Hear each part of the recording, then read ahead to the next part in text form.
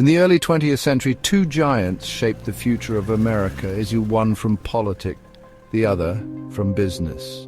When their paths collided, the balance of power itself was challenged. This is the story of Theodore Roosevelt and John D. Rockefeller. Theodore Roosevelt was born into a wealthy family in 1858. Despite his privileged background, he faced significant health challenges as a child. Overcoming asthma and frailty, he developed a love for the outdoors and a robust spirit that would define his character.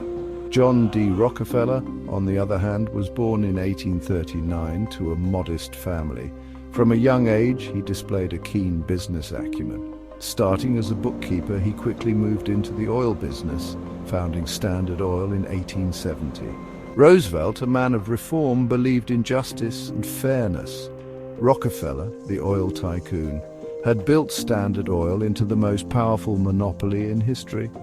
Roosevelt saw unchecked wealth as a threat to democracy. Rockefeller saw regulation as a threat to progress. Their visions could not coexist. In 1901, Theodore Roosevelt became the youngest US president. He made it clear, no man should have more power than the state itself. His mission, break the monopolies, the trusts that controlled prices, markets and politicians. First on his list, Standard Oil. Rockefeller didn't just own oil, he owned the railroads, pipelines, refineries, and even banks. He was not just rich, he was systemic. He believed his empire brought efficiency, not evil. But the public began to ask, how can one man control so much?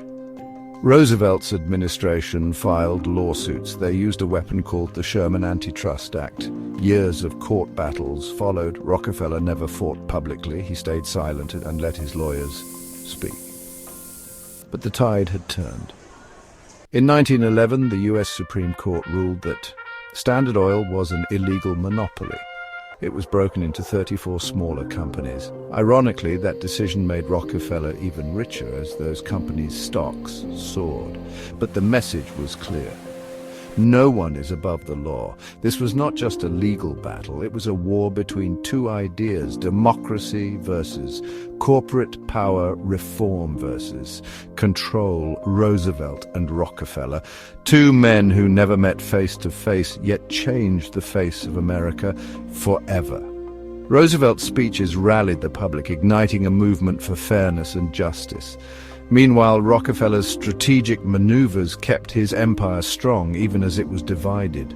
The early 20th century was a time of rapid change, with new technologies and ideas transforming society.